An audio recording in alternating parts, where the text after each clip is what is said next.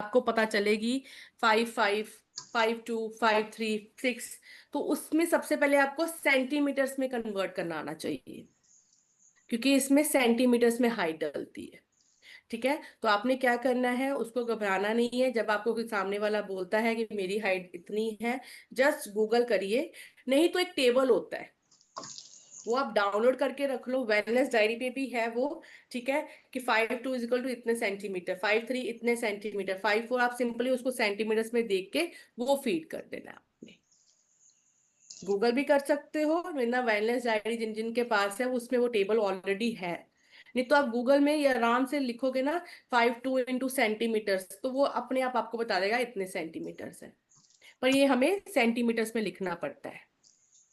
ठीक है, आपने इसको शुरू करने के लिए सबसे पहले गेस्ट बटन दबाना है।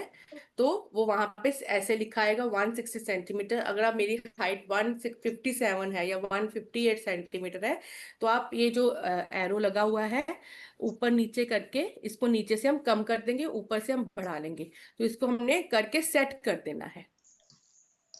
ठीक है, जब मेरा जैसे 165 आपने मान लो फीड करना है, तो आपने 160 यहाँ पे आएगा। जब आप शुरू करोगे तो इसको आप ऊपर वाली इस एरो से बढ़ाओगे और इसको 165 पे सेट कर दोगे।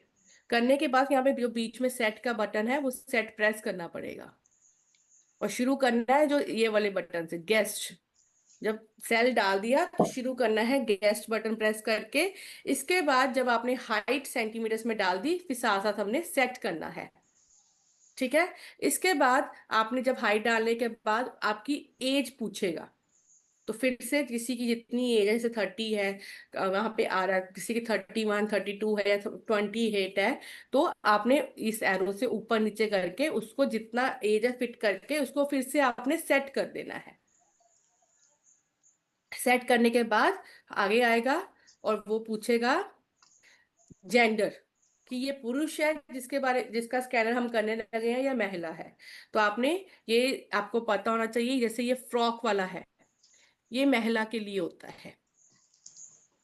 ठीक है, जो ये फ्रॉक वाला बना हुआ है ये लेडीज के लिए होता है, वो दूसरा जो साइन होता है वो जेंट्स के लिए होता है, वो मेल्स के लिए होता है। तो आपने फिर से इसमें से चूज करना है फीमेल और मेल, और आपने इसको सेट कर देना है। ठीक है, यहां तक सबको क्लियर है? सेट करने के बाद जब वहां पे 0, 0 आना शुरू हो जाएगा, आपने इसको अच्छे से नीचे रखना है, बिल्कुल फ्लैट जगह पे।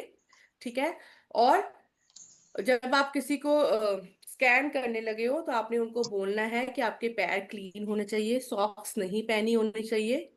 ये ना, ये जो आप ये मशीन पे देखो, ये वाले जो पॉइंट्स है ना, खड़ा भी उनको अच्छे से करना है ये वाले पॉइंट्स के ऊपर, कि उनके जो फीट है ना, इन दो पॉइंट्स के ऊपर टच होने चाहिए।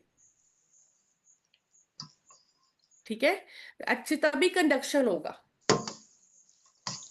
तभी कंडक्शन होगी। अगर उनके फीट अच्छे से टच नहीं आएगा तो वो रीडिंग नहीं आएगी, ऊपर 0, 0 ही आ जाएगा, या एरर आ जाएगा। ऐसा होता है।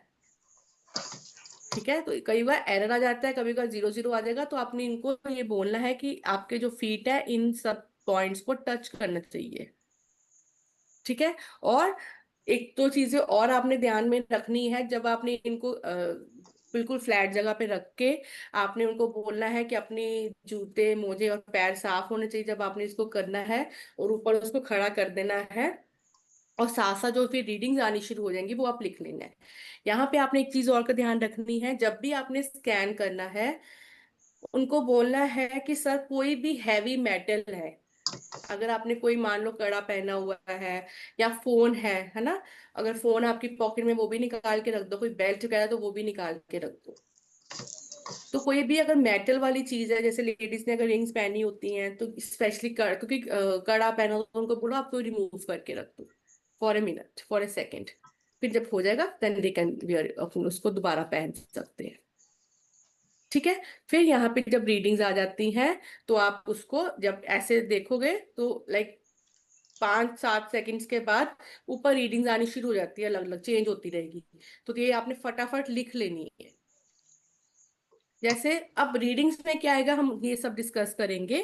तो सबसे पहले जैसे उसका वेट, उनका बीएमआई, ये सब आना शुरू हो जाएगा। चलिए, अब हम आगे डिस्कस करेंगे कि न्यूट्री चार्ज जो बॉडी स्कैनर की हम बात कर रहे हैं उसमें क्या क्या रीडिंग्स आती हैं और उसकी क्या क्या रेफरल रीडिंग्स होती हैं। बट यहाँ तक सबको क्लियर है कि बीएमआई, हमने बीसीए, बॉडी स्कैनर इस्तेमाल कैसे करना है। यहाँ तक किसी का कोई प्रश्न है तो बताइए कि बॉडी स्कैनर इस्तेमाल कैसे करना है। फिर आगे हम रीडिंग्स की तरफ बढ़ते हैं ताकि आज के सेशन के बाद आप इसका अच्छे से इस्तेमाल कर सको और आपको पता हो कि कितना रेफरल रीडिंग होनी चाहिए। यहाँ तक सबको क्लियर है?